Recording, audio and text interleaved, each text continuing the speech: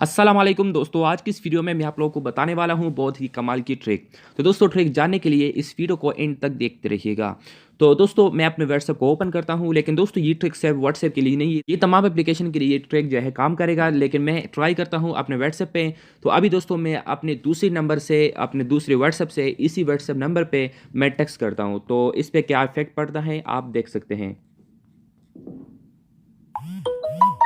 देखिए दोस्तों, ये कार्टून की शक्ल में जो है ये आप लोगों को नज़र आ रहा है। इस तरह मैं कुछ भी यहाँ पे टाइप करूँ और सेंड करूँ अपने व्हाट्सएप नंबर पे, तो आप देख सकते हैं इस तरह मैं लाइक भेजूँ, कुछ भी भेजूँ तो दोस्तों उसके रिलेटेड ही कार्टून जो है शो होगा। तो दोस्तों ये ट्रिक तो मुझे बहुत ही अच्छा लगा है। तो इसके लिए दोस्तों आपने क्या करना होगा, तो चलिए मैं आप लोगों को बता देता हूँ। लेकिन बताने से पहले आपसे रिक्वेस्ट है, इसी वीडियो को लाइक कीजिए और अगर आप इसी चैनल पर नए हैं तो अभी सब्सक्राइब बटन के ऊपर क्लिक करके सब्सक्राइब कीजिए, साथ में बेल आइकन प्रेस करके, ताकि हमारे हर आने वाले वीडियो से आप बाखबर रहें।